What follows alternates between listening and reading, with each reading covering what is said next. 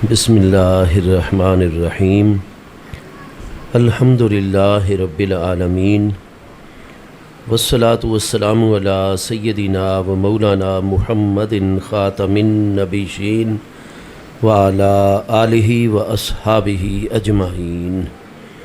میرے انتہائی واجب القدر والاحترام، میرے نہایتی افاضل اکابر علماء ذیشان، معزز مہمانان ذی وقار، محترم حاضرین کرام، عزیز طلباء اعزام، اللہ کریم جل شانہ کی خاص رحمت، اس کی مہربانی اور فضل و کرم سے ہم سب حضرات ماہ مقدس محرم الحرام کے آج کے اس بابرکت دن میں حضور سیدنا امام علی مقام امام حسین رضی اللہ تعالی عنہ اور آپ کے تمام رفقائے کرام حضرات شہدائے کرب و بلا رضوان اللہ تعالی علیہ مجمعین کی بارگاہ اقدس میں اپنے غلامانہ نذرانہ عقیدت پیش کرنے کے حوالے سے اپنے اس تعلیم، تربیت اور فیض کے مرکز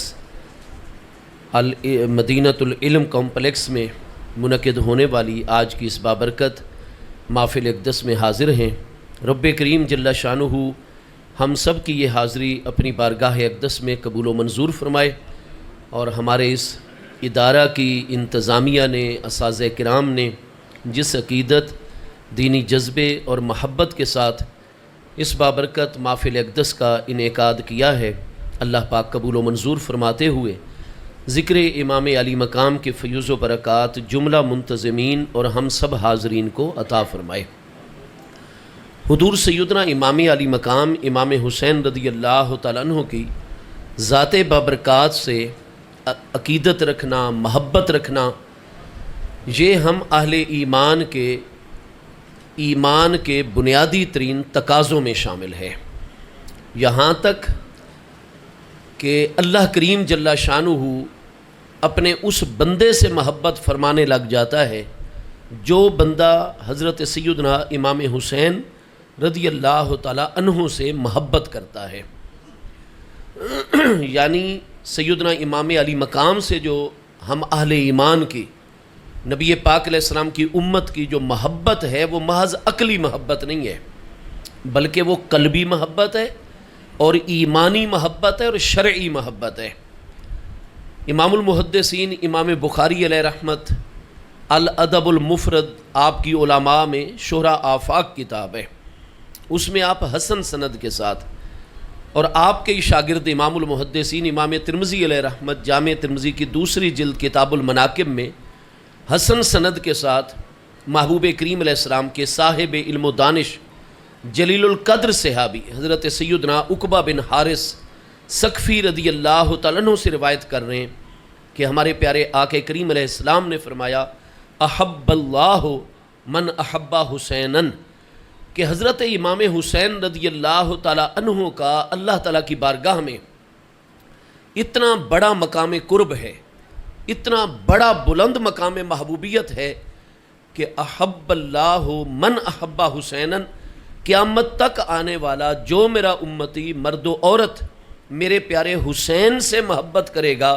اللہ تبارک و تعالیٰ میرے حسین سے محبت کرنے والوں سے بھی محبت فرمائے گا۔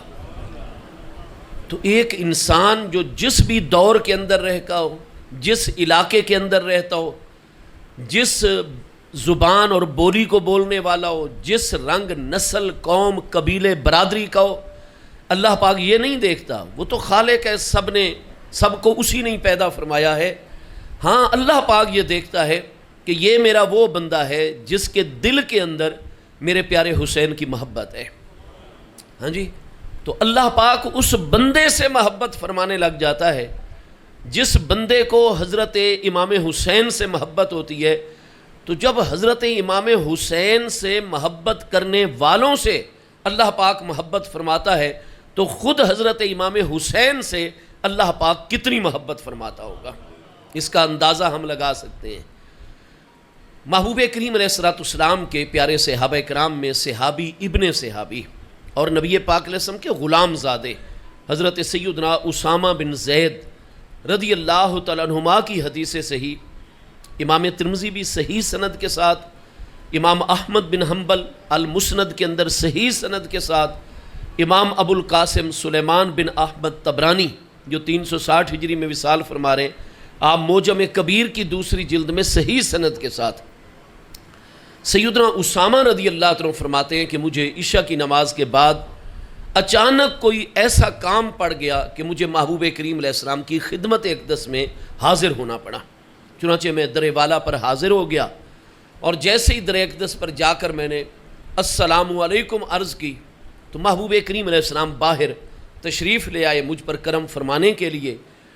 فرمایا میں نے دیکھا کہ محبوب کریم علیہ السلام آپ کا تو جسم مقدس سماٹ ہے، قد مبارک ہمارے پیارے آقا کریم علیہ السلام کا درمیانہ قد مبارک تھا، جو نکلتا ہوا قد مبارک تھا، مائل با بلندی درمیانہ قد مبارک۔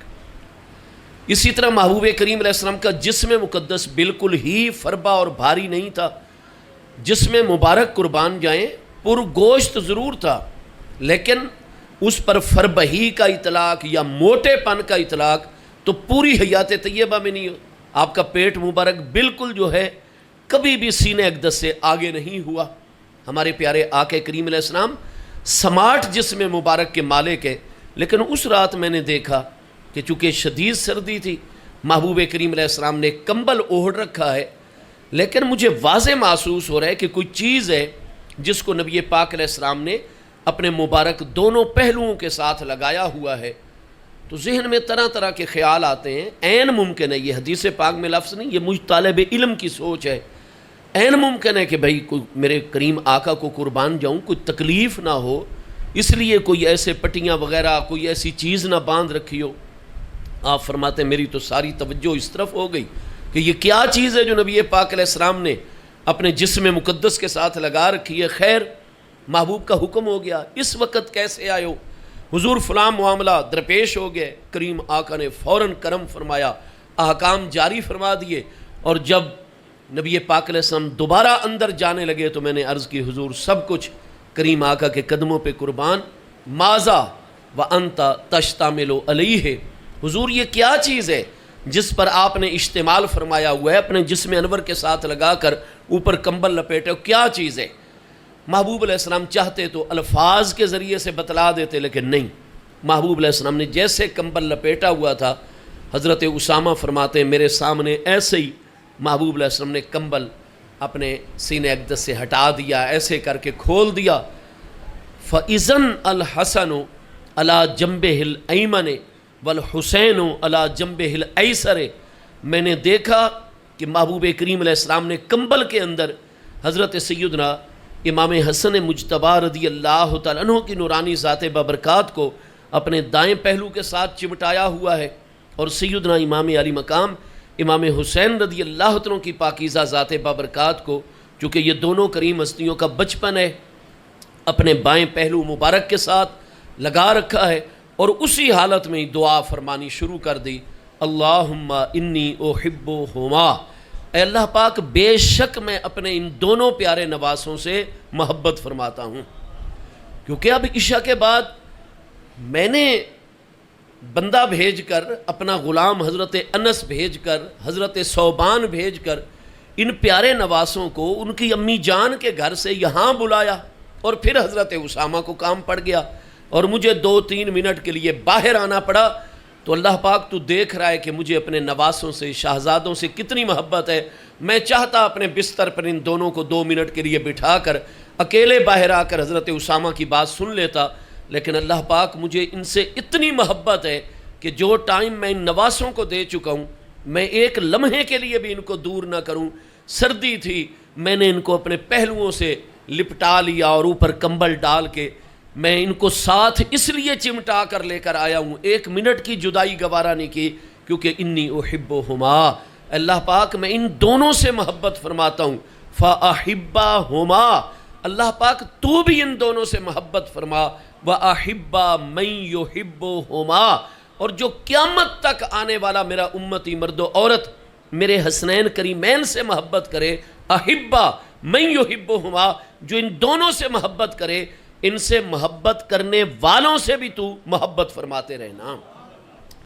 تو یہ بالکل ایک ہمارے دین اسلام کی پاکیزہ تعلیم ہے کہ جیسے عقائد کا صحیح ہونا یہ اللہ کی محبت کو حاصل کرنے کا ذریعہ ہے، سوچ اور فکر اور نظریے کا درست ہونا یہ اللہ کے قرب اور محبت کو حاصل کرنے کا ذریعہ ہے، جیسے نماز، روزہ، حج، زکوٰۃ، جہاد، قربانی، خدمت انسانیت، یہ تمام کی تمام چیزیں اللہ کریم کی محبت کو حاصل کرنے کا ذریعہ ہیں۔ ان عقائد، اعمال، افعال کے ساتھ حضرات ساداتنا حسنین کریمین رضی اللہ عنہما کی پاکیزہ ہستیاں وہ مقام مقبولیت اور مقام محبوبیت اللہ اور اس کے پیارے محبوب کی بارگاہ میں رکھتے ہیں کہ ان ہستیوں کی محبت بھی اللہ کی محبت کو حاصل کرنے کا بہت بڑا ذریعہ ہے۔ تو اللہ پاک کن سے محبت فرماتا ہے؟ اللہ پاک کی ذات بابرکات تو عقل سے پاک۔ قرآن فرماتا ہے لیس کمثلہ شیء وہو السمیع البصیر۔ شے کہتے ہیں اسلامک ٹرمنالوجی میں ما لہ وجود فہو شے، تمام کے تمام جتنے موجودات ہیں، جو بھی موجود ہے وہ شے ہے۔ اور لیسا چونکہ فعل ناقص متضمن بمعنی نفی ہے، نفی کے بعد نکرہ آ جائے، شیء کے اوپر تنوین برائے تنکیر ہے، نکرہ تحت النفی و تفید العموم۔ قرآن ہمیں یہ عقیدہ عطا فرماتا ہے کہ تحت الثری سے لے کر عرش اولی سمیت ما سوی اللہ خلق ما سوی اللہ عالم، یہ جتنی بھی چیزیں ہیں، جو بھی موجود ہے، لیس کمثلہ شیء، کوئی ایک بھی موجود اللہ کی مثل نہیں ہو سکتا ہے۔ جو ہمارے عقل میں آئے، وہم میں آئے، گمان میں آئے، خیال، کیونکہ ہمارا علم، ہمارا مطالعہ، ہمارا نالج، ہماری جتنی بھی معلومات ہو جائیں وہ ساری مخلوق اور حادث ہیں۔ ہماری عقل یہ بھی محدود ہے، وہ ذات بابرکات تو لا محدود ذات بابرکات ہے، تو ہماری عقلیں وہاں تک رسائی نہیں حاصل کر سکتی۔ اللہ تعالیٰ عقل سے جو ہمارے اجزائے ترکیبی اور پارٹس آف باڈی ہیں، وہ ذات تعالی اللہ عن ذالک علوا کبیرہ، وہ ذات بسیط ان ساری چیزوں سے نہایت بلند ہے۔ اللہ کریم جو حضرت حسین پاک اور امام حسن مجتبیٰ کی کریم ذات سے محبت کرنے والوں سے بھی محبت فرماتا ہے، تو نتیجہ یہ نکلا کہ یہ سراسر محبت، یہ شرعی محبت ہے۔ اس لیے آج کل چونکہ خاص ایران کے بعد پاکستان کی باری لگنی تھی، وہ اللہ تعالیٰ نے مدد ایسی فرمائی، پوری دنیا حیران ہے کہ پاکستان نے اس طریقے سے معاملات چلائے کہ جناب الٹا امریکہ اور اسرائیل آپس میں ٹکرانے لگ گئے ہیں۔ یہ وقتی طور پر ہم سے معاملہ ٹل گئے، ورنہ یہود، نصارہ، ہنود، تو اگلا ٹارگٹ اور لاسٹ ٹارگٹ جو ہے وہ پاکستان ہی ہے، جو سب سے بڑی نظریاتی مملکت ہے۔ یہود نصارہ کے مقابلے میں، ہنود کے مقابلے میں دو قومی نظریے کے بنیاد پر وجود میں آئی ہے۔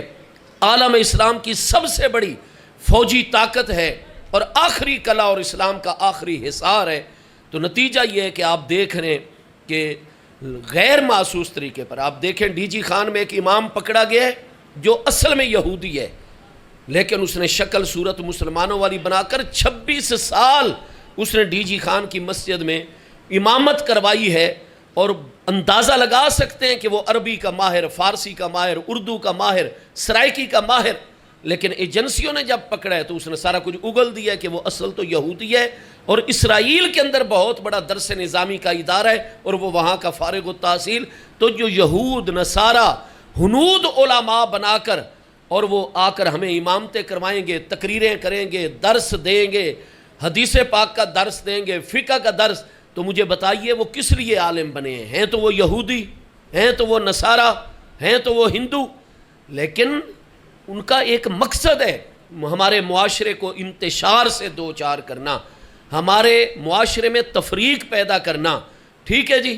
تو اس لیے آج ہم دیکھ رہے ہیں کہ کوئی یہ کہہ رہا ہے سوشل میڈیا پر معاذ اللہ ثم معاذ اللہ کہ حضرت امام حسین رضی اللہ عنہ کا اتنا ذکر آپ کیوں کر رہے ہو؟ یہ ذکر اللہ نے بلند کروایا ہے، ورفعنا لک ذکرک، ساری کائنات میں سب سے بلند ذکر ہے تو مصطفیٰ کریم علیہ السلام کا ذکر ہے، اور مصطفیٰ کریم علیہ السلام کے بعد عالم انسانیت میں سب سے زیادہ جس ہستی کا ذکر ہوتا ہے وہ سیدنا امام علی مقام امام حسین رضی اللہ عنہ کی ذات بابرکات ہے۔ ہر حوالے میں سیدنا امام حسین رضی اللہ عنہ کا ذکر خیر آئے گا۔ گزارے یہ ہے کیوں اتنا ذکر بلند ہے، کیونکہ ہم اہل ایمان کو سیدنا امام حسین رضی اللہ عنہ کی بارگاہ سے جو محبت ہے وہ صرف عقلی محبت نہیں. عقلی محبت اور طبعی محبت کا مطلب ہے کہ بھئی ہمیں چونکہ نبی علیہ السلام سے محبت ہے اور محبوب تو سبزیوں میں لوکی کدو شریف کو پسند کریں تو ہمیں کدو شریف سے محبت ہو جاتی ہے. مجھے بڑی خوشی ہوتی ہے جب میں اپنے چھوٹے بچیوں سے پوچھتا ہوں آج آپ کی مما نے کیا بنایا ہوا ہے کھانے میں، تو وہ بچے کیا کہتے ہیں، وہ کبھی بھنڈی کے ساتھ شریف کا لفظ نہیں لگاتے، گوشت اعلیٰ سے اعلیٰ ہو میرے بچے کبھی بھی شریف کا لفظ نہیں لگاتے، اور نعمتیں پکی ہوئی ہوں کسی کے ساتھ شریف کا، لیکن چھوٹے سے بچے ہیں اور جب کدو گھر میں پکے گا تو کہیں گے کہ بابا جی کدو شریف آج بنایا ہوا ہے امی نے. یہ کیوں شریف کا لفظ ساتھ لگا رہے ہیں؟ ہم مسلمانوں کو اس چیز سے بھی محبت ہوتی ہے، ہاں جی، جس چیز سے محبوب علیہ السلام محبت کریں. حضرت سیدنا امام علی مقام سے محبت کرنے والوں سے جو اللہ اور اس کے رسول علیہ السلام محبت کرتے ہیں تو یہ محبت محض عقلی یا طبعی نہیں، اس وجہ سے نہیں کہ وہ محبوب علیہ السلام کی نسبت رکھتے ہیں، محبوب کے پیارے نواسے، یہ شرف تو ان کو حاصل ہے ہی صحیح خلقی طور پر، لیکن ہم جو امام علی مقام سے محبت رکھتے ہیں اس نسبت کے ساتھ ساتھ محبوب کے نواسے والی نسبت کے ساتھ ساتھ یہ ہے کہ آپ کا مقام اللہ کی بارگاہ میں اتنا بلند ہے کہ مصطفیٰ کریم علیہ السلام نے خبر عطا فرمائی امت کو، احب اللہ من احب حسینا، جو میرے حسین سے محبت کرے اللہ پاک اس سے محبت فرماتا ہے. تو حضرت امام علی مقام اتنی تو بلند ہستی ہیں، اللہ کی بارگاہ میں اتنے بڑے تو مقام محبوبیت کے اوپر ہیں. حضرت سیدنا امام علی مقام امام حسین رضی اللہ عنہ جن کی تربیت مصطفیٰ کریم علیہ السلام کی گود مبارک میں ہوئی. آپ 6 سال اور 5 مہینے کے تھے جب ہمارے پیارے آقا کریم علیہ السلام کا وصال اقدس ہوا. حضور سیدتنا خاتون جنت سلام اللہ تعالیٰ علیہ ورضی اللہ تعالیٰ عنہا، ان کا بنیادی ترین کردار ہے سیدنا امام حسین رضی اللہ عنہ کی تعمیر شخصیت میں. اگرچہ آپ 7 سال کی عمر کے ہوئے ہیں اور آپ کی پیاری امی جان سلام اللہ تعالیٰ علیہ کا وصال اقدس ہو گیا ہے، لیکن اس دودھ مقدس کے اثرات، آپ کی دعا ہائے شبینہ و روزینہ، آپ کی کرم نوازیاں اور توجہات جو حضرت امام حسین رضی اللہ عنہ کی ذات بابرکات پر ہیں وہ بے مثال ہیں. اور کس ہستی کا دودھ پیا ہے، 6 ماہ تک کس ہستی کے بطن اقدس میں جلوہ گر رہے.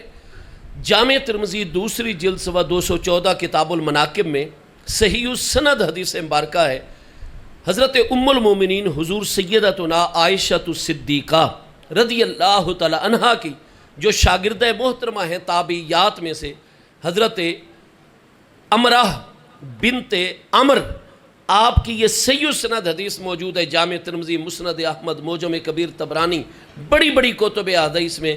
اور میں سیاستہ کی احادیث کے الفاظ پڑھ رہا ہوں کہ حضرت ام المومنین سیدہ عائشہ الصدیقہ رضی اللہ تعالی عنہا سے سوال کیا گیا کہ ہم خواتین ہیں حضور اور ہم محبوب علیہ السلام کا دیدار نہیں کر سکیں، کیا کوئی ایسی ہستی ہے کہ جس کا چلنا پھرنا اٹھنا بیٹھنا تمام کے تمام زندگی کے معاملات آقا کریم علیہ السلام کی سیرت طیبہ اور آپ کی سنت مبارکہ میں اس طرح ڈھلے ہوئے ہوں کہ ہم اس ہستی کو دیکھیں تو محبوب کریم علیہ السلام کی ذات بابرکات گویا کے سامنے آ جائے. لہذا ہمارا سوال یہ ہے کہ من کانا اشبہ برسول اللہ صلی اللہ تعالیٰ علیہ وآلہ وصحبہ وبارک وسلم سمتن و دلن و ہدین، ہاں جی، من کانا اشبہ برسول اللہ علیہ السلام، جتنی ہستیاں اس وقت روئے زمین پر زندہ موجود ہیں ان سب میں نبی پاک علیہ السلام کے سب سے زیادہ مشابہ کون سی ہستی ہے؟ سمتن، اپنے اخلاق کے اعتبار سے، کہ ان کے اخلاق کو دیکھیں تو محبوب کریم علیہ السلام کے 100% اخلاق ہماری نگاہوں کے سامنے آ جائیں، ہمارے علم میں آ جائیں. ودلن، چلنے کا انداز وہ ہو طبعی طور پر جو مصطفیٰ کریم علیہ السلام کے چلنے کا انداز ہے. بیٹھنے کا انداز وہ ہو کہ جیسے محبوب علیہ السلام مجلس میں جلوہ گر ہیں. آواز، گفتگو کا انداز، الفاظ کو ادا کرنے کا طریقہ کار وہ ہو جو مصطفیٰ کریم علیہ السلام کا ہے. دلن، آگے ہدین، کہ زندگی کا کوئی معاملہ ایسا نہ ہو جو محبوب علیہ السلام کی سیرت طیبہ سنت مبارکہ سے بال برابر بھی ہٹ کر ہو. ایسی کون سی ہستی ہے؟ قالت، تو حضور ام المومنین سیدہ عائشہ صدیقہ رضی اللہ تعالی عنہ جیسی صاحبہ نظر، عالمہ، فاضلہ، فقیہہ، مجتہدہ مطلقہ ہستی، وہ یہ ارشاد فرما رہی ہیں کہ میری بچیو، انا فاطمہ بنت رسول اللہ صلی اللہ تعالی علیہ وآلہ وسلم اشبہ الناس سمتم و دلم و ہدین. زندگی کے ہر معاملے میں اگر مصطفیٰ کریم علیہ السلام کی سیرت طیبہ، سنت مبارکہ، شریعت مبارکہ اور محبوب کریم علیہ السلام کے ہر ایک معاملے میں اگر کائنات میں سب سے زیادہ کوئی مشابہ ہستی ہے تو وہ مصطفیٰ کریم علیہ السلام کی چاروں پاکیزہ صاحبزادیوں میں سے آپ کی سب سے چھوٹی لیکن محبوب ترین اور آپ کی لاڈلی ترین صاحبزادی صاحبہ حضرت سیدہ خاتون جنت سلام اللہ تعالیٰ علیہا کی ذات بابرکات ہے، جو اشبہ الناس سمتم و دلم و ہدیہ، جس نے تم خواتین میں سے حضور سیدہ کا دیدار کیا ہے، ان کا نماز پڑھنا، ان کا ذکر الہی کرنا، ان کا مخلوق پر شفقت فرمانا، اللہ کے ساتھ معاملات یا خلق کے ساتھ معاملات، اٹھنا بیٹھنا گفتگو کرنا، جنہوں نے ان کو دیکھا ہوا ہے، بس میری نظر میں مصطفیٰ کریم علیہ السلام کا اگر کوئی سب سے بڑا عکس جمیل ہے تو وہ محبوب کی پیاری صاحبزادی صاحبہ ہے. اور وہ ہستی حضرت امام علی مقام کی تربیت میں حضرت ام الفضل بنت حارث رضی اللہ تعالی محبوب کی چچی جان حضرت اسماء بنت امیس، جو پہلے حضور مولا کائنات کے بڑے بھائی سیدنا جعفر طیار کی زوجہ محترمہ ہے، ان کی شہادت اور عدت کے ذریعے حضرت ابو بکر صدیق کی وہ زوجہ محترمہ ہے. حضرت ابو بکر صدیق کے وصال کے بعد عدت گزارنے کے بعد وہ حضور مولا کائنات کی زوجہ محترمہ ہیں. تو حضرت اسماء بنت امیس حضور مولا کائنات اور اس دور کا عظیم ماحول ہے جو حضرت امام حسین رضی اللہ عنہ کی تربیت میں کردار ادا کر رہا ہے. اور وہ تربیت اور اللہ اور اس کے محبوب کی نگاہ اقدس حضرت امام حسین اس مقام کی ہستی ہیں کہ علامہ حافظ اسماعیل ابن کثیر عماد الدین دمشقی جو 774 ہجری میں وفات پا رہے، البدایہ والنہایہ کی جلد نمبر 4 جز 8 کے اندر صفحہ 1093 آپ یہ ارشاد فرماتے ہیں کہ جب 5 ربیع الاول شریف سن 50 ہجری میں امیر المومنین ہمارے 5ویں برحق خلیفہ راشد علی منہاج النبوت سیدنا امام عالی مقام نوجوانان جنت کے سردار سیدنا امام حسن مجتبیٰ رضی اللہ عنہ کی سن 50 ہجری میں شہادت ہو گئی. حضرت امام حسن رضی اللہ عنہ اس عالم دنیا سے عالم برزخ میں قدم رنجہ فرما گئے. تو پھر علامہ ابن کثیر فرماتے ہیں کہ آپ صرف عالم اسلام کے اندر نہیں، اس دور کے پورے عالم انسانیت میں مشرق سے لے کر مغرب تک اور شمال سے لے کر جنوب تک آپ نگاہ دوڑائیں گے تو لا یساوی ہے احد ولا یسامی ہے، علم کے اندر، فضل و کمال کے اندر، شفقت علی الخلق کے اندر، اللہ کی عبادت اور حقوق اللہ کی ادائیگی میں، فرمایا انتظامی امور کے اندر، مشاورتی امور کے اندر، آپ جو بھی انسانی زندگی کا جو بھی کوئی معاملہ ہے نا فضل و کمال والا، لا یساوی احد. امام حسن مجتبیٰ رضی اللہ عنہ کی شہادت کے بعد پورے عالم انسانیت میں کوئی ایک بھی شخصیت ایسی نہیں ہے جو کسی فضل و کمال میں امام حسین رضی اللہ عنہ کی پھر برابری کر سکتی ہو. آگے فرماتے ہیں ولا یسامی ہے احد، برابری کرنا تو بڑی آگے کی بات ہے.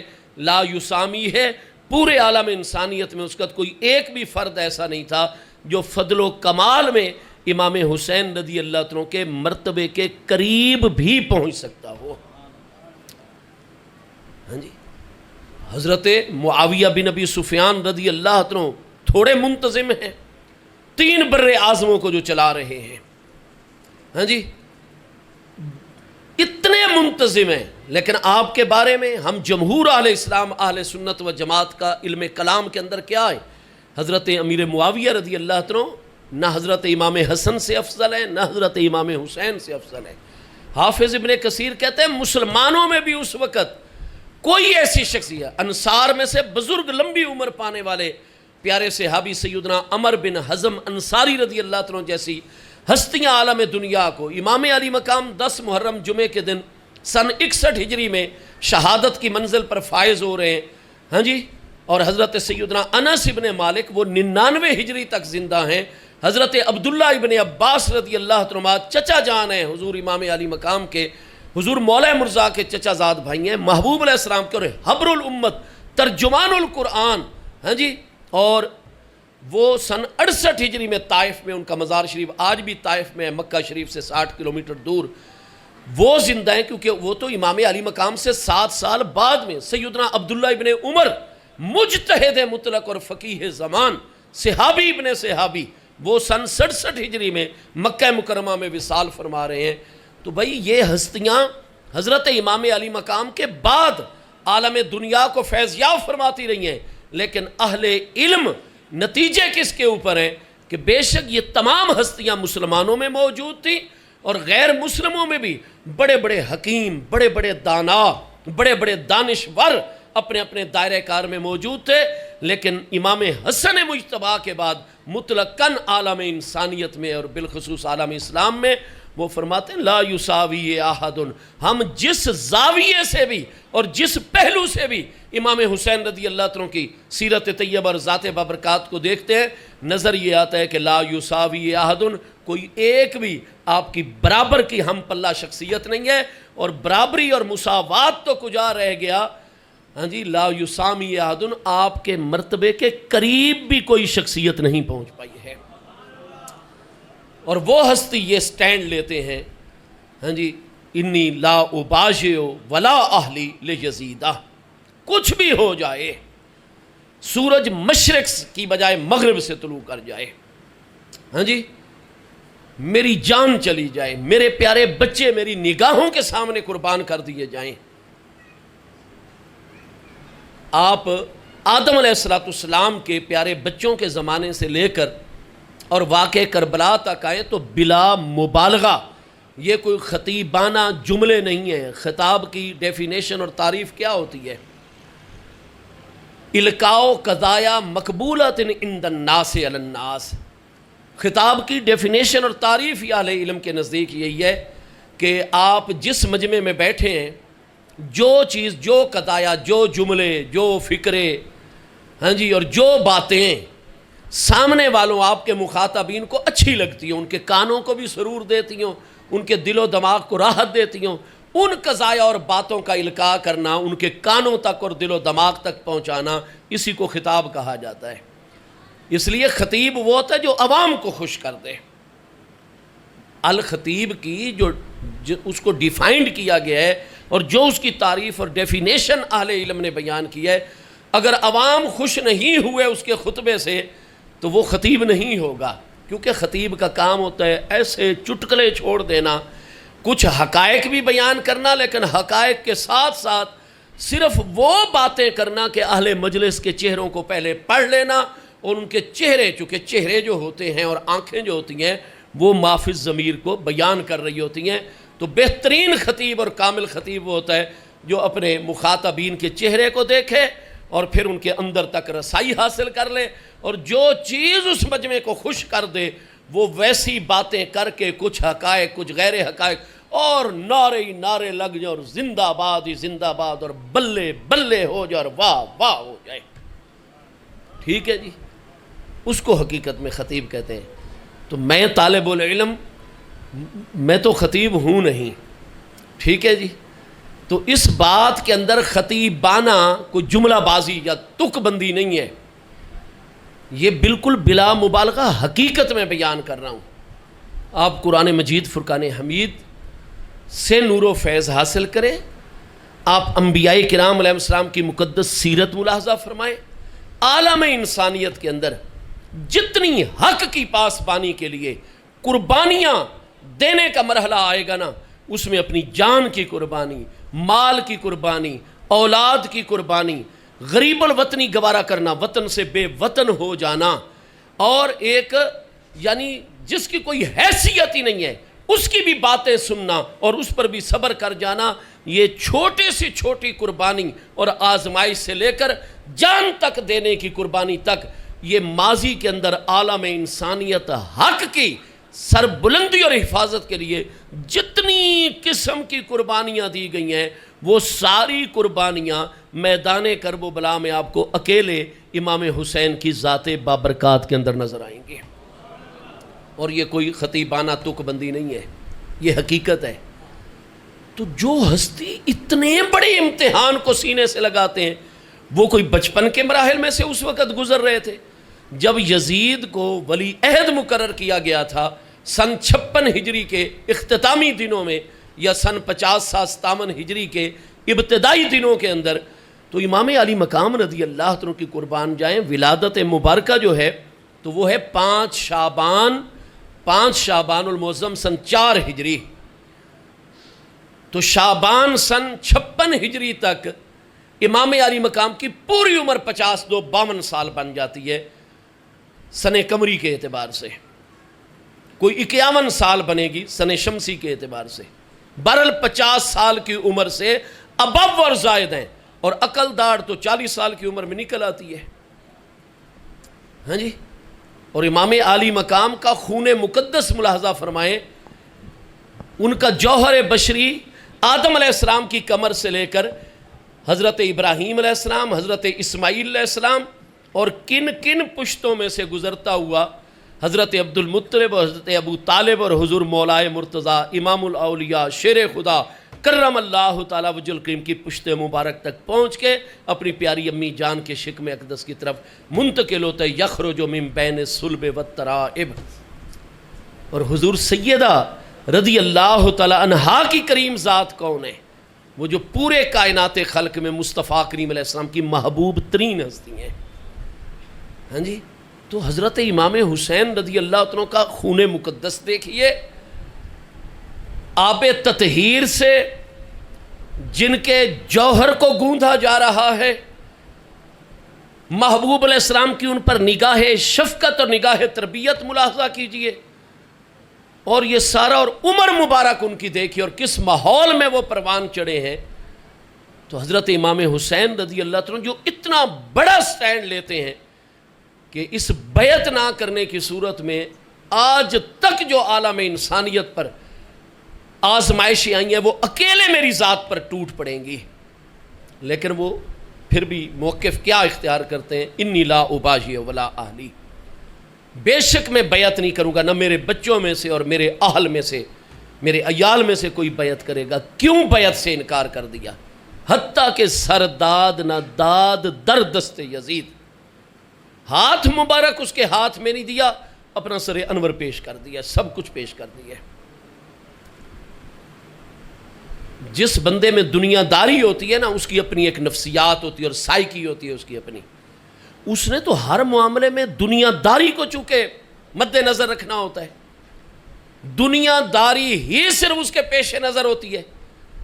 تو اس کی منزل جو ہے وہ چونکہ دنیا داری ہوتی ہے، لہٰذا وہ جو بھی راستہ اس کو دنیا داری تک لے جائے گا وہ راستہ اختیار کر لے گا. وہ نہیں دیکھے گا کہ یہ کام میرا انسانی شرافت کے خلاف ہے، مروت انسانی، اخلاق انسانی کے نہیں. اس کی تو منزل ہی چونکہ دنیا داری ہے، عہدے کی طلب ہے، لہٰذا آج اس کا وہ دشمن بنا کھڑا ہوگا، کل اس بندے کا وہی دوست بنا کھڑا ہوگا. کل تک جس کو کہہ رہا تھا کہ یہ دنیا کا بیکار ترین آدمی اور میں اس کو اپنا چپڑاسی بھی نہ رکھوں، وہ اس کو اپنا وزیر داخلہ بنائے کھڑا ہوگا. کیونکہ مقصد ہے دنیا چلانا، دنیا داری چلانا. تو امام حسین تو سب کچھ قربان کر دیتے ہیں اور فرماتے ہیں لا اباجیو. تو دنیا داری نہیں تھی، دنیا داری اس دل میں پیدا نہیں ہو سکتی کیونکہ اس ہستی کا مقام تطہیر ہے. وہ اس نورانی جماعت کے فرد ہیں. حضور امہات المومنین ساداتنا محبوب علیہ السلام کی ازواج مطہرات رضی اللہ تعالیٰ عنہن اجمعین کی شان میں یہ پورا رکوع جس میں آیت تطہیر موجود ہے یہ نازل ہوا ہے. ہمارے ذاکر بھائی تو پوری زندگی 60 سال بھی ان کو قوم میں جانے کا موقع ملتا ہے، لیکن 60 سال کے اندر ایک بار توفیق نہیں ہوتی کہ آیت تطہیر پوری کی پوری پڑھ دیں. وہ آخری حصہ مبارک پڑھتے ہیں انما یرید اللہ لیذھب عنکم الرجس اہل البیت وَيُطَهِّرَكُمْ تَطْهِيرًا، اور عوام سمجھتی ہے کہ یہ شاید پوری آیت تطہیر ہی یہی ہے. نہیں بھئی، یہ 22ویں پارے سورہ احزاب کی آیت نمبر 33 جو ہے وہ آیت تطہیر ہے. یہ نورانی حصہ تو کلام الہی اس آیت مبارکہ کا آخری پاکیزہ حصہ ہے. آیت تطہیر تو بہت پہلے سے شروع ہو رہی ہے، اور چونکہ ہمارے ذاکرین کو پتہ ہے، ہمارے اس خاص ذہنیت رکھنے والے فضلاء علماء کو پتہ ہے کہ جس دن ہم لوگوں نے اپنی جماعت میں آیت تطہیر پہلے لفظ سے پڑھ دی اور اس کا ترجمہ کر دیا، ہر بندے کو پتہ چل جائے گا کہ تطہیر کا مقام اللہ نے عطا فرمایا ہے تو سب سے پہلے نبی علیہ السلام کی پاکیزہ بیویوں کو عطا فرمایا ہے. یہ پورا رکوع نازل ہی ان کی شان میں ہوا ہے. میں طالب العلم آپ کو شروع سے آیت تطہیر سناتا ہوں. اللہ پاک فرماتا ہے وَقَرْنَا فِي بُيُوتِكُنَّ وَلَا تَبَرَّجْنَا تَبَرُّجَ الْجَاهِلِيَّةِ الْأُولَىٰ. آپ ابھی اٹھائیے قرآن پاک 22ویں پارے کا پہلا پیج اور صفحہ جس پر آیت تطہیر موجود ہے. 22واں پارہ سورہ احزاب آیت نمبر 33. وَقَرْنَا فِي بُيُوتِكُنَّ وَلَا تَبَرَّجْنَا تَبَرُّجَ الْجَاهِلِيَّةِ الْأُولَىٰ وَأَقِمْنَا الصَّلَاةَ وَآتِينَا الزَّكَاةَ وَأَطِعْنَا اللَّهَ وَرَسُولَهُ إِنَّمَا يُرِيدُ اللَّهُ لِيُذْهِبَ عَنْكُمُ الرِّجْسَ أَهْلَ الْبَيْتِ وَيُطَهِّرَكُمْ تَطْهِيرًا. یہ پوری آیت تطہیر اب آ گئی. وَقَرْنَا جمع مؤنث حاضر. ہاں جی، نون جو زبر والا ہے یہ مبنی نون ہے، جمع مؤنث کا نون ہے. وَقَرْنَا فِي بُيُوتِكُنَّ، یہ کنہ ضمیر جو ہے یہ جمع مؤنث حاضر کی. اللہ تعالیٰ خواتین کی ایک جماعت کو فرما رہا ہے کہ جب تک تمہیں کوئی طبعی ضرورت، کوئی شرعی ضرورت، کوئی سماجی ضرورت پیش نہ آئے، تم خواتین نے اپنے گھروں کے اندر ہی ٹھہرے رہنا ہے. وَلَا تَبَرَّجْنَا تَبَرُّجَ الْجَاهِلِيَّةِ الْأُولَىٰ، اور جیسے پہلے والے دور جاہلیت کا طریقہ تھا، کوئی بڑی تقریب آ جاتی، کوئی میلہ، پروگرام، فیسٹیول، ہاں جی جیسے عکاظ کا میلہ، تو بڑے گھرانوں کی خواتین، کوئی پردہ وغیرہ تو ہوتا نہیں تھا. دور جاہلیت اور ڈارک ایجز کا مرحلہ چل رہا تھا، دور تاریکی، تو اس میں جناب بڑے بڑے گھرانوں کی خواتین، کوئی روک ٹوک ان کے اوپر نہیں ہے. ہاں جی، اور وہ بن سور کر زرق برق لباس پہن کے اور بڑا جناب میک اپ کر کے تو وہ ان تقریبات میں چلی جاتی، غیر مردوں کو اپنی طرف دعوت نظارہ دیتی. تو اللہ پاک نے فرمایا تم عام خواتین نہیں ہو، تم میرے مصطفیٰ کریم علیہ السلام کی عزت اور غیرت ہو، میرے محبوب کی ازواج ہو. اپنے گھروں میں ٹھہرے رہنا. لا تبرجنا تبرج الجاہلیت الاولیٰ، اور پہلے والی جاہلیت والا جو تبرج تھا وہ کوئی کام اس دور جاہلیت کی خواتین والا تم نے نہیں کرنا ہے. آگے فرمایا اقیمنا الصلاۃ. ایک مرد کو کہنا ہو نا کہ تو نماز قائم کر تو کہا جاتا ہے اقیم الصلاۃ، جیسے قرآن پاک میں اقیم الصلاۃ لذکری. دو بندوں کو کہنا ہو نماز تو اقیما الصلاۃ کہا جاتا ہے. بہت سارے مردوں کو کہنا ہو تو اقیمو الصلاۃ کہا جاتا ہے. واو جمع آتی ہے مذکر کی، یہاں تو نون ہے جمع. اقیمنا، تم ساری عورتیں اپنے گھروں میں نماز قائم رکھو. وآتین الزکاۃ، آتینا بھی جمع مؤنث حاضر، بعض فعل امر حاضر معلوم، ثلاثی مزید فی، ہاں جی عطا یاتی محموز الفا و ناقص یائی اسباب افعال آتا یوتی ایتان. فرمایا زکوٰۃ بر وقت ادا کرتی رہو تم سب خواتین.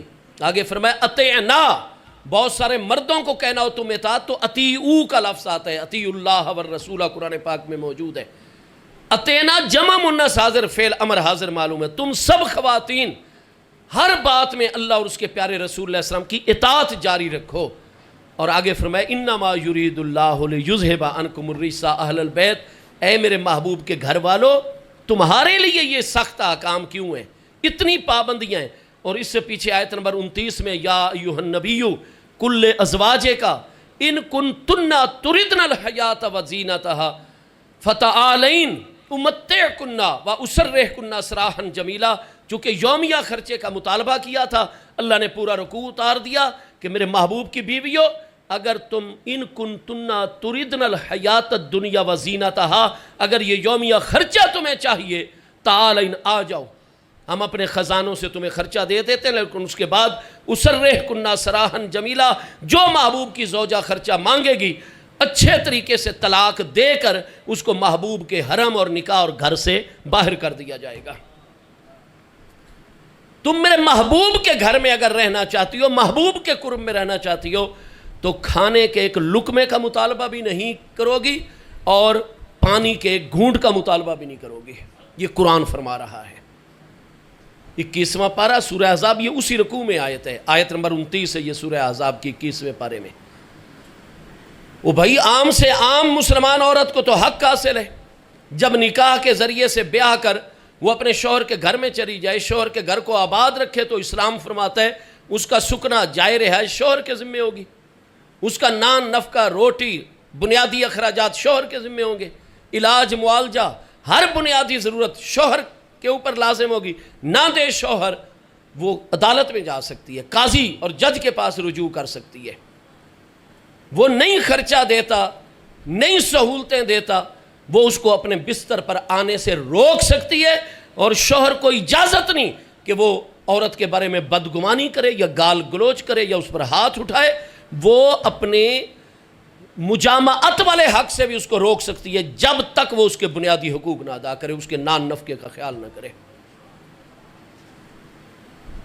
ویسے شوہر اس کے سارے جب ضرورتیں پوری کر رہا ہو، پھر وہ اس کو اپنے بستر پر بلائے ومنعت، اور عورت اپنے آپ کو روک دے، تو پوری رات نماز فجر تک اللہ کی، فرشتوں کی، ہر لعنت کرنے والے کی لعنت اس عورت پر ہوتی ہے. لیکن جو شوہر عورت کی رہائش گاہ اس کو پرووائڈ نہ کرے، اس کے لباس کا خیال نہ کرے، اس کے کھانے کا خیال نہ کرے، اس کے علاج معالجے کا خیال نہ کرے، اللہ اور اس کے پیارے رسول علیہ السلام نے حق دیا ہے کہ وہ شادی شدہ عورت وہ اپنے کمرے کی کنڈی لگائے اور ادھر سو جائے. شوہر بے شک بار بار کہتا رہے، اسلام کہتا ہے پہلے اس کی ضروریات پوری کرو. اگر وہ اپنے آپ کو روک لیتی ہے، بستر پر نہیں آنے دیتی، یہ اس کا حق ہے. شوہر نہیں اس سے ناراض ہو سکتا، نہیں اس سے بگڑ سکتا. تو قرآن یہ فرما رہے انما یرید اللہ لیذہبا، لام کئے جس کے بعد آنا، ورنہ تو یذہبو تھا، یذہبا کیوں بنائے؟ اور لام کئے جب آتا ہے تو فعل مذکور کی علت اور وجہ کو بیان کرتا ہے. آیت موضع تعلیل میں ہے. اللہ پاک فرماتا ہے میرے محبوب کی مبارک بیویوں، عام سے عام عورت کو تو یہ حق کو کہ وہ شوہر کا گھر آباد کرنے کے بعد ہر طرح کی ضرورت اپنے شوہر سے پوری کرے گی.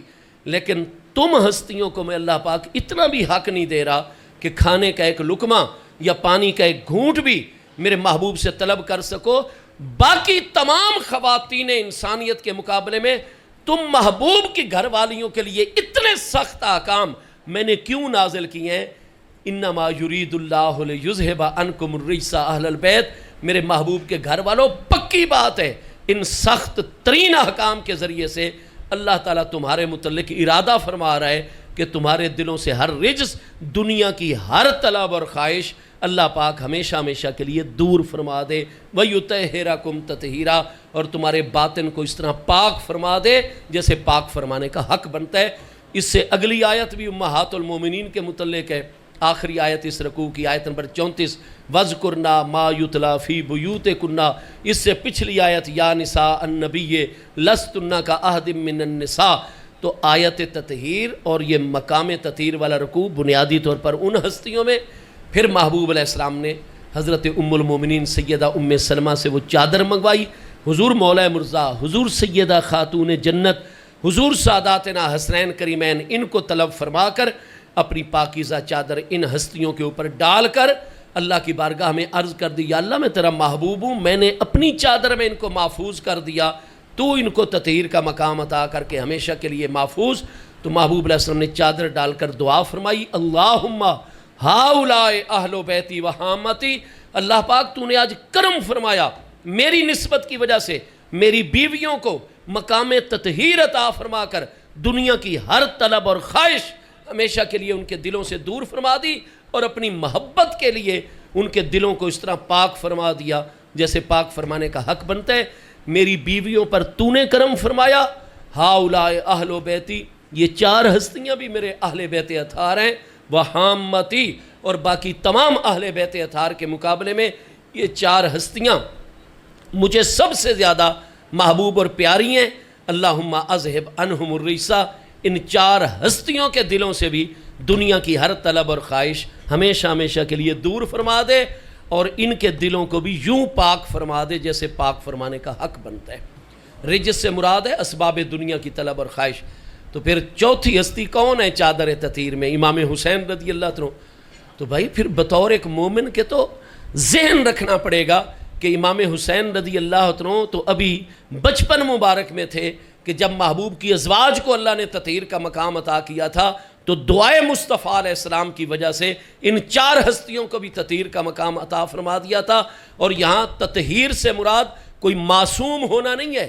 معصوم وہ ہستیاں ہوتی ہیں کہ جب سے اللہ نے ان کی حقیقت کو پیدا فرمایا ان میں وہ ملکہ، وہ نور رکھ دیا کہ وہ کبھی اللہ تعالیٰ کی نافرمانی کا سوچ بھی نہیں سکتے، اور جن میں طبعی طور پر روز اول سے ہی ان کی حقیقت کے پیدا ہوتے ہی گناہ کا مادہ ختم اور اللہ کی نافرمانی کی سوچ ہی سرے سے ختم، وہ معصوم ہوتے ہیں.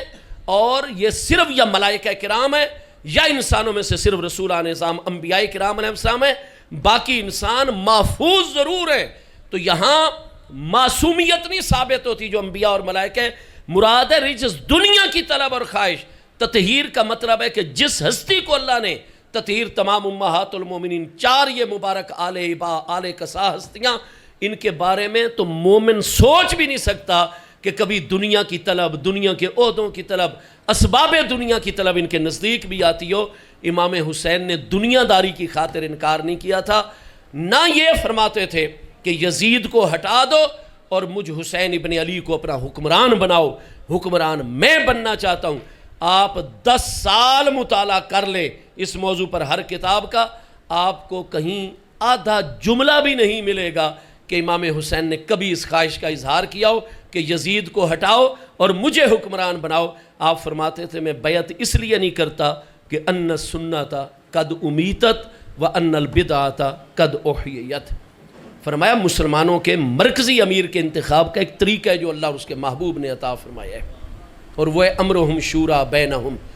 آخری بات، مسلمانوں کا نظام شورائی ہے. اہل بیت اطہار کا یہی مذہب ہے. نہج البلاغہ میں حضور مولائے کائنات کرم اللہ تعالیٰ وجہ الکریم کا فرمان موجود ہے، ہماری کتابوں میں صحیح اسناد سے موجود ہے. حضور امیر المومنین مولا مرزا فرماتے ہیں ہمارا نظام خاندانی موروثی نہیں، شورائی نظام ہے. امت کا حق ہے، امت کے اصحاب حل و عقد قابل لوگوں کے مشورے سے امیر کا انتخاب ہوگا. چنانچہ آپ کے نورانی الفاظ آج ہماری کتابوں میں چمک رہے ہیں. ہمارے اہل تشیع بھائیوں کی طرح نہج البلاغہ تک میں موجود ہے کہ حضور امیر المومنین نے فرمایا انما الشورى للمہاجرین والانصار فإن اجتمعوا على رجل وسموه اماما كان في ذلك لله ردا فإن خرج من امرهم خارج بطعن او ببدعة فردوه الى ما خرج منه. حضور مولا مرتضیٰ نے ارشاد فرمایا انما الشورى للمہاجرین والانصار، یہ نظام شورائی ہے، مشورے پر مبنی ہے، اور شورا کا حق جب تک انصار و مہاجرین اس دنیا میں موجود ہے، شورا کا حق صرف مہاجرین اور انصار کو ہے، کیونکہ وہ محبوب کے تربیت یافتہ ہیں. جتنا وہ امت کی بھلائی کا سوچ سکتے ہیں، قرآن کی حفاظت کا، سیرت حدیث شریعت کی حفاظت کا، جتنا وہ نظام اسلامی کو جانتے ہیں اور اس کو نافذ کرنے کے طریقے اور خدمت انسانیت، ان کی برابری کوئی دوسری قوم نہیں کر سکتی. انما الشورى للمہاجرین والانصار، شورا کا حق ہے تو صرف مہاجرین و انصار کو ہے. فإن اجتمعوا على رجل، اگر یہ مہاجرین و انصار باہمی مشورہ کر کے کسی اہل ہستی پر متفق ہو جائیں، وسموه اماما، اور اس کا نام رکھ دیں امام کہ یہ ہمارا امام ہے، امیر المومنین ہے، کان للہ فی ذالک ردن، اللہ کی رضا اسی کے شامل حال ہو جائے گی جس پر مہاجرین و انصار راضی ہو جائیں گے. مجھے بتائیے اللہ کی رضا کافروں کے شامل حال ہوگی؟ اللہ کی رضا مشرکوں کے شامل حال ہوگی؟ اللہ کی رضا منافقوں کے شامل حال ہوگی؟ اللہ کی رضا ملعونوں، لعنتیوں اور جہنمیوں کے شامل حال ہوگی؟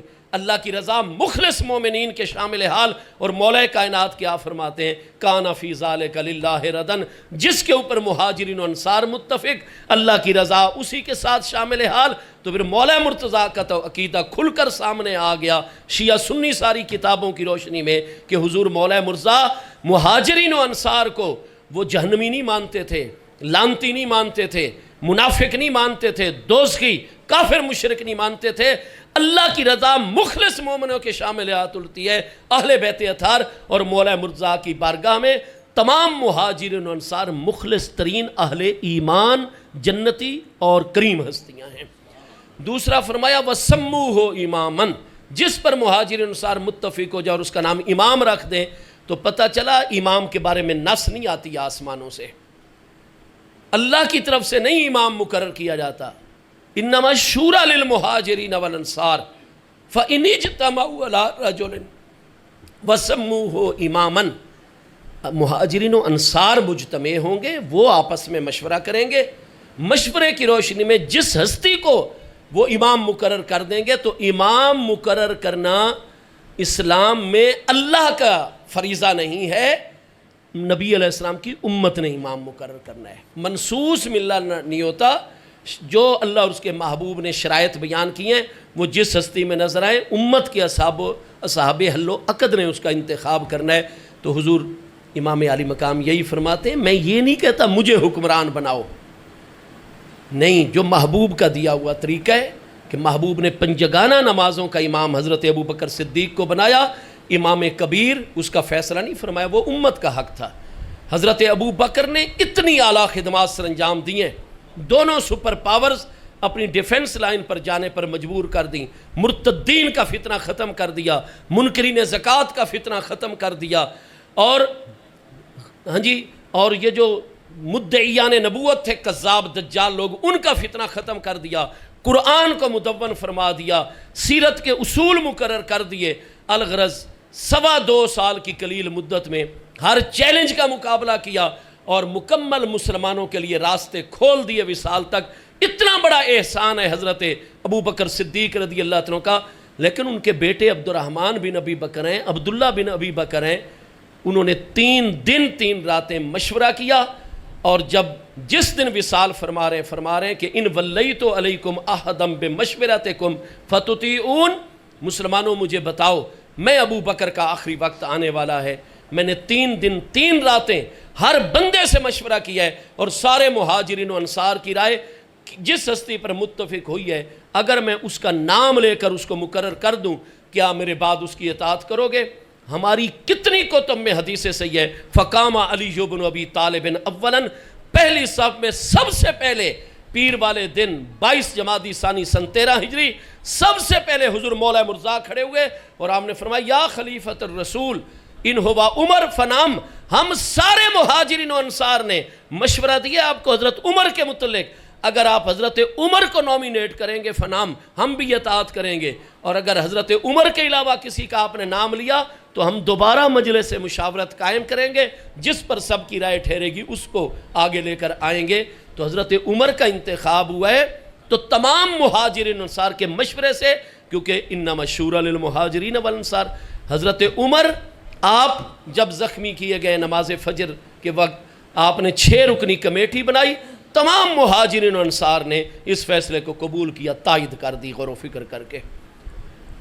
تو حضرت عمر نے اپنے بیٹوں عبداللہ بن عمر، عبید اللہ بن عمر، زید بن عمر، عاصم بن عمر، کسی کو آگے نہیں. حضرت عثمان پر وہ 40 دن معصور رہے، دھرنا دیا گیا ان کے خلاف. بنو امیہ کی کتنی بڑی بڑی شخصیات ہیں. آپ 83 سال کی عمر میں حضرت عثمان غنی شہید ہو رہے. ایک بیٹا عمر بن عثمان 40 سال کا ہے، دوسرا بیٹا ابان بن عثمان 38 سال کا ہے، لیکن کسی کو مقرر نہیں کیا. 1 ہفتے بعد سارے مہاجرین و انصار حضرت مولا مرزا پر متفق ہو گئے. مولا مرتضیٰ 17 رمضان کو زخمی، 21 رمضان کو بار بار عرض کیا جاتا رہا ولی علینا احدن ولی. حضور حضرت معاویہ سے ہمارے معاملات چل رہے ہیں خارجیوں کے ساتھ، ادھر خبریں آ رہی ہیں تواتر کے ساتھ کہ رومن امپائر دوبارہ ہمارے آپس کے اختلافات کو دیکھنے کے بعد وہ جڑنے لگ گئے ہیں. انہوں نے سرداروں کے اجلاس، فوجیں فراہم کرنی شروع. این ممکن ہے قبرص وغیرہ ان علاقوں پر وہ حملے کر کے ہم سے خطے نہ چھین لے. ہماری اتنی بڑی ذمہ داری ہے، بغیر حکمران کے ایک لمحہ نہیں گزر سکتا. اور آپ حضور کی ہر آنے والے لمحے اللہ کی طرف آپ کی رغبت ہو رہی ہے. حضور آپ وصیت فرما دیں کسی، آپ فرماتے نہیں جب نبی علیہ السلام نے مقرر نہیں کیا میں کیوں مقرر کروں گا، یہ تمہارا حق ہے، تم بھی مشورے کے ذریعے. اور بالآخر حضور مولا کائنات کا اس فرمان پر شہادت ہو گئی. آپ نے فرمایا کما جمعنا اللہ تعالی علی خیرنا بعد رسول اللہ صلی اللہ علیہ وسلم سیجمعکم علی خیرکم بعدی. جیسے نبی علیہ السلام کے وصال کے بعد اللہ نے ہم میں سب سے افضل ہستی حضرت ابو بکر صدیق پر ہمیں متفق کر دیا تھا۔ میں علی کا ذہن ہے کہ میری شہادت کے بعد جو تم حاضرین میں سب سے اعلیٰ ہستی ہوگی، اللہ پاک خود ہی تمہیں اس افضل ترین ہستی پر متفق فرما دے گا۔ تو امام حسن کے امیر المومنین بننے میں سیدنا مولا مرزا کا کوئی کردار نہیں، نہ کسی کو موٹیویٹ کیا، نہ ایک ذرے کے برابر کوئی رول پلے کیا۔ خود جناب اہل حجاز، اہل عراق باہمی مشورہ کر کے امیر المومنین امام حسن مجتبیٰ کے اوپر متفق ہو گئے، اور آپ سید الامت ہیں۔ آپ نے امت کو ایک مرکز پر لانے کے لیے 3 بر اعظموں کی اکثریت علاقے کی حکومت کو قربان فرما دیا۔ امام حسین یہی فرماتے تھے کہ جس دن تم نے یہ شورا کا نظام ختم کیا اور موروثی طور پر حکمران آنے لگ گئے تو نماز رہے گی، تلاوت قرآن رہے گا، قرآن کے حافظ، قرآن کے قاری۔ آج 2 ارب مسلمانوں کی آبادی میں 2 کروڑ سے زیادہ حفاظ، قراء، علماء، اتنے دینی مدرسے عالم اسلام میں، حج کا 25 لاکھ سے زائد کا اجتماع، اور خام مال، را مٹیریل، تیل کی دولت، سونے کی دولت، ہاں جی، اور جناب دنیا کی کوئی معدنیات ایسی نہیں ہے جو مسلمان خطوں میں محتاج ہے پوری دنیا مسلمانوں کی سرزمین کی اور نعمتوں اور معدنیات کی۔ ہاں جی، وہ اپنی بیٹری گاڑیوں کی نہیں بنا سکتے جب تک کہ ایران کے، آج کیوں ٹرمپ اور یہ سارے کے سارے مختلف بہانوں سے ایران پر قابض ہونا چاہتے ہیں؟ تیل تو ان کی اب ضرورت ہے، امریکہ میں پوری دنیا کے مقابلے میں زیادہ تیل، اور اس کی قیامت تک کی ضروریات کو ذخیرے وہ پورا کر سکتے ہیں، تیل کی اس کو کوئی نہیں۔ اب اگلا دور جو آ رہا ہے سارا الیکٹرسٹی کے اوپر آ رہا ہے، گاڑیاں چلنی ہیں تو الیکٹرک، بسیں چلنی ہیں تو الیکٹرک، فلاں، اور اس کے لیے جو بنیادی ترین بیٹری جس میں اتنی کیپیسٹی ہے کہ وہ زیادہ لمبا سفر کی سہولت دے سکتی ہے پیٹرول کے مقابلے میں، اس بیٹری کا جو بنیادی ترین مادہ ہے اس کے قیامت تک نہ ختم ہونے والے ذخائر ہیں، تو سب سے زیادہ ایران کے اندر ذخائر ہیں۔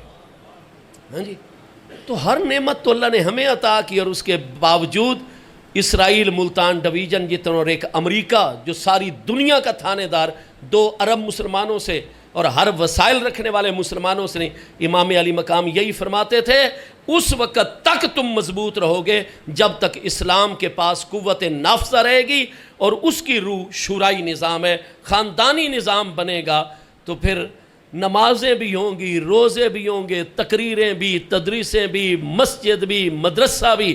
آج دنیا میں مسجدوں کی تھوڑی تعداد ہے، اور جاپان میں مسلمانوں کی 1-2 مسجدیں ہیں نا مختلف شہروں میں۔ جاپانی تو خود جو ہیں وہ کس عقیدے کے مالک ہیں، لیکن وہ سب سے زیادہ دنیا میں سچ بولنے والے ہیں، سب سے بڑے ایماندار ہیں۔ وہاں کوئی مساجد وغیرہ کا اتنا بڑا جال نہیں پھیلا ہوا، کوئی دینی مدرسہ، کوئی قرآن کے درس وہاں نہیں دیے جاتے، نہ حدیث شریف کے درس، لیکن دنیا کی ایماندار ترین قوم ہے۔ وجہ یہ ہے کہ جہاں کی قوت نافذہ سچے لوگوں کے پاس ہے، معاملات درست ہے۔ چونکہ قوت نافذہ کا شورائی نظام کا خاتمہ یہ دین کی روح کا خاتمہ ہے، تو پھر ایک ڈھانچہ ہوگا جس میں روح موجود نہیں ہوگی۔ امام علی مقام نے ہر قربانی دے کے مسلمانوں کو دین پوری روح کے ساتھ رکھنے کا درس دیا ہے، اس لیے دین لانے والے مصطفیٰ ہیں، پہلے مرحلے میں بچانے والے ابو بکر صدیق ہیں، اور سیدنا صدیق کے بعد قیامت تک اگر ہمیں حریت اور حق کا درس دیا تو اپنا خون اور سب کچھ پیش کر کے وہ محافظ دین ہستی امام حسین رضی اللہ عنہ کی ذات بابرکات ہیں۔ اس لیے محبوب کے بعد سب سے زیادہ ذکر ہے تو امام حسین رضی اللہ عنہ کا۔ میں نے آپ کے چند منٹ زیادہ لے لیے، داجل میں نے جا کر تو وہاں بھی حاضری لگوانی ہے انشاءاللہ، پھر اللہ تعالیٰ کو منظور ہوگا تو مل بیٹھیں گے، آپ کی زیارت سے، آپ کی ہمنشینی سے فیض یاب ہوں گے۔ اللہ پاک ہمارے اس مرکز علم و فیض کو عروج اور ترقی عطا فرمائے۔ آپ سب اہل علاقہ پر کرم، کیونکہ 10 منٹ میں نے گفتگو مضمون پورا کرنا ضروری تھا، تو آپ بغیر کسی توقف کے میری درخواست مانیں گے اور مجھے فوراً راستہ عطا فرما دیں گے۔ اللہ آپ سب کو سلامت رکھے، پروگرام جاری رہے گا۔ السلام علیکم۔